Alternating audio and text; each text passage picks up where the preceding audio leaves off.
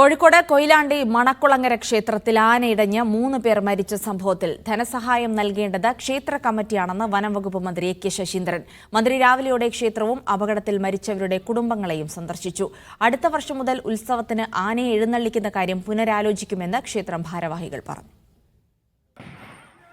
ആനയിടഞ്ഞ് അപകടമുണ്ടായ മണക്കുളങ്ങര ക്ഷേത്രം സന്ദർശിച്ച മന്ത്രി നാട്ടുകാരെയും ക്ഷേത്രം ഭാരവാഹികളെയും നേരിൽ കണ്ട് വിശദാംശങ്ങൾ തേടി.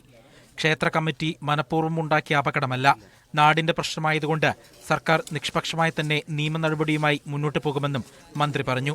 വെടിക്കെട്ടുമായി ബന്ധപ്പെട്ട് വേണ്ടത്ര ശ്രദ്ധ കാണിച്ചു എന്ന സംശയം ജില്ലാ ഭരണകൂടവും പ്രകടിപ്പിച്ചിട്ടുണ്ട്. ഇതിന്റെ എല്ലാം അടിസ്ഥാനത്തിൽ നിയമപരമായി നടപടികൾ സ്വീകരിക്കാനാണ് സർക്കാർ തീരുമാനിച്ചിട്ടുള്ളത്. ഇവിടെ അന്വേഷിച്ചപ്പോൾ പരിക്കേറ്റ് കിടക്കുന്നവരുടെ കാര്യത്തിൽ ക്ഷേത്രം ഭാരവാഹികൾ തന്നെ ആവശ്യമായ പരിരക്ഷയും ശ്രദ്ധയും ചെലുത്തുന്നുണ്ട് എന്നാണ് അവർ അറിയിച്ചത്.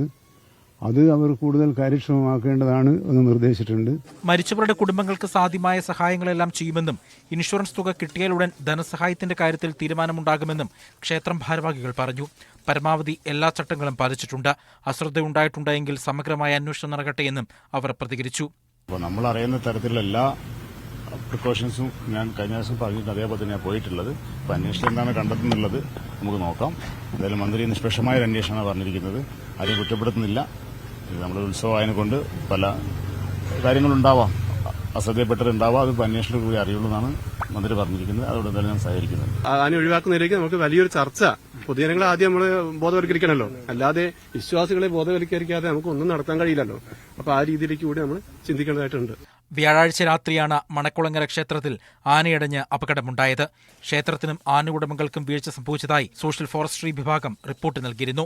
ഈ സാഹചര്യത്തിൽ ക്ഷേത്രത്തിന്റെ ആന എഴുന്നേൽപ്പിനുള്ള ലൈസൻസ് റദ്ദാക്കിയിട്ടുണ്ട്. മീഡിയ 1 കോഴിക്കോട്.